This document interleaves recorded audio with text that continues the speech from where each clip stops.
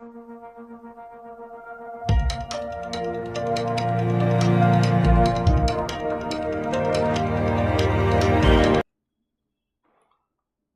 Everyone, welcome to the learning loop online educational platform.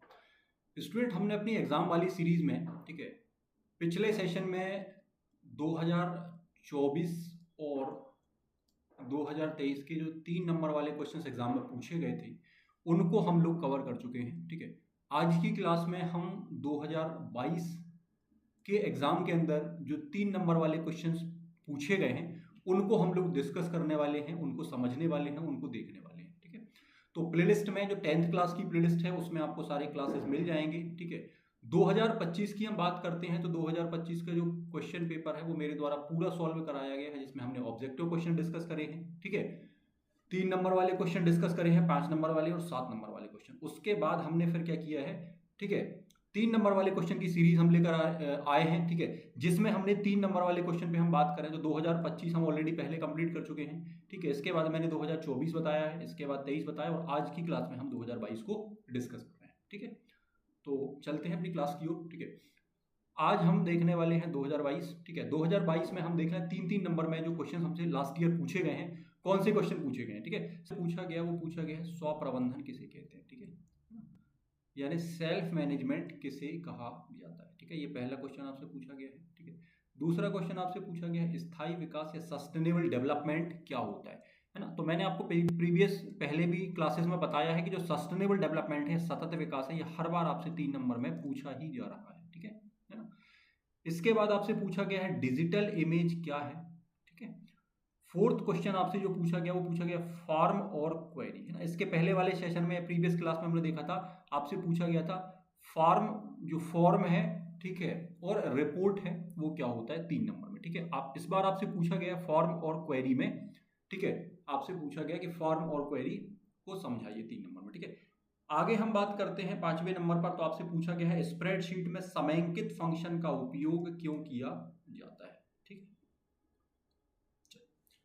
तो हम देख लेते हैं। ठीक है, सबसे पहले हमारे पास यहाँ पर आता है स्वप्रबंधन किसे कहते हैं। ठीक है, या सेल्फ मैनेजमेंट। ध्यान रखें, यहाँ पर सेल्फ मैनेजमेंट स्किल नहीं लिखा हुआ है, सेल्फ मैनेजमेंट कौशल आपसे नहीं पूछ रहा है, आपसे केवल पूछ रहा है स्वप्रबंधन किसे कहते हैं। मतलब हमें बताना सेल्फ मैनेजमेंट क्या होता है। ठीक है, तो आप बताएंगे कि स्वप्रबंधन वह प्रक्रिया है जिसमें व्यक्ति अपने समय, भावनाओं, व्यवहार और संसाधनों को सही ढंग से क्या करता है, नियंत्रित करके अपने लक्ष्यों को प्राप्त करता है। उसको हम क्या बोलते हैं, स्वप्रबंधन के रूप में जानते हैं। ठीक है, फिर आप 3 यहाँ पर पॉइंट लिख सकते हैं कि अपने कार्यों और समय की योजना बनाना, भावनाओं व व्यवहार पर नियंत्रण रखना और लक्ष्य प्राप्ति के लिए स्वयं को प्रेरित करना। तो पॉइंट्स के फॉर्म में आप इस तरीके से कुछ लिख सकते हैं, और अगर आप पैराग्राफ में लिखते हैं तो आप फिर इस तरीके से इसको बना सकते हैं। ठीक है, अगला हम बात कर लेते हैं। नेक्स्ट हमारा जो क्वेश्चन है वो है स्थायी विकास क्या है। ठीक है, पहले भी हमने इसको प्रीवियस ईयर 2025 में भी देखा है। ठीक है ना, और उसके बाद भी हमने इसको देखा है। ठीक है, तो स्थायी विकास वह विकास है जिसमें क्या होता है, वर्तमान की पीढ़ी की आवश्यकताओं को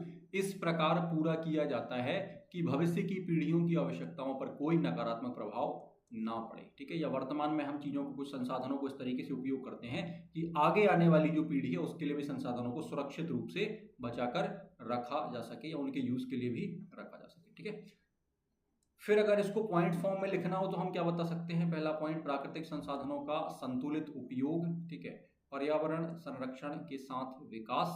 और तीसरे पॉइंट में हम बता सकते हैं कि वर्तमान और भविष्य दोनों की जरूरतों का ध्यान। ठीक है, अगला हमारा जो क्वेश्चन है वो है डिजिटल इमेज क्या है, या व्हाट इज डिजिटल इमेज। ठीक, तो डिजिटल इमेज वह चित्र है या पिक्चर है जो कंप्यूटर या मोबाइल में पिक्सल्स के रूप में क्या होती है, संग्रहित और प्रदर्शित की जाती है। ठीक है, हम इसको संक्षेप में कह सकते हैं या पॉइंट फॉर्म में कह सकते हैं कि डिजिटल इमेज पिक्सल से बनी होती है।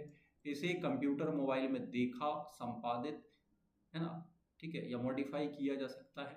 ठीक है, और यह कैमरा, स्कैनर या सॉफ्टवेयर आदि चीज़ों से क्या होती है, बनाई जाती है। तो 3 पॉइंट्स के फॉर्म में भी हम इसको अच्छे से बता सकते हैं। ठीक है, अगला हमारा जो क्वेश्चन है वो है फॉर्म और क्वेरी, जो डीबीएमएस वाले चैप्टर से आपका पूछा गया है, यानी लिब्रे ऑफिस बेस से पूछा गया है। ठीक है, तो फॉर्म और क्वेरी दोनों जो है वो डेटाबेस के क्या है, महत्वपूर्ण घटक हैं। ठीक है, संक्षेप में हम कह सकते हैं 3 नंबर फॉर्म में कि सबसे पहले फॉर्म, ठीक है। तो फॉर्म जो है ये डेटाबेस में डेटा को आसान तरीके से दर्ज करने और देखने के लिए क्या किया जाता है, उपयोग किया जाता है ना। जो फॉर्म होता है उसमें क्या करते हैं आप, है ना, जानकारी को दर्ज करते हैं, ठीक है। और ये क्या होता है, यूजर इंटरफेस या यूजर के लिए क्या होता है, सुविधाजनक होता है, जिसमें सारी जानकारी आसानी से क्या हो सकती है, दर्ज की जा सकती है। फिर आता है क्वेरी। तो डेटाबेस से विशिष्ट जानकारी खोजने, छांटने या निकालने के लिए किसका उपयोग किया जाता है, क्वेरी का उपयोग किया जाता है। लास्ट में हम कह सकते हैं कि फॉर्म जो है वो डेटा एंट्री के लिए उपयोग किया जाता है और क्वेरी जो है ये एनालिसिस या विश्लेषण के लिए क्या होती है, उपयोग की जाती है, या किसी रिजल्ट को निकालने के लिए, किसी जानकारी को रिट्रीव करने के लिए क्या करते हैं, क्वेरी का यूज करते हैं, ठीक।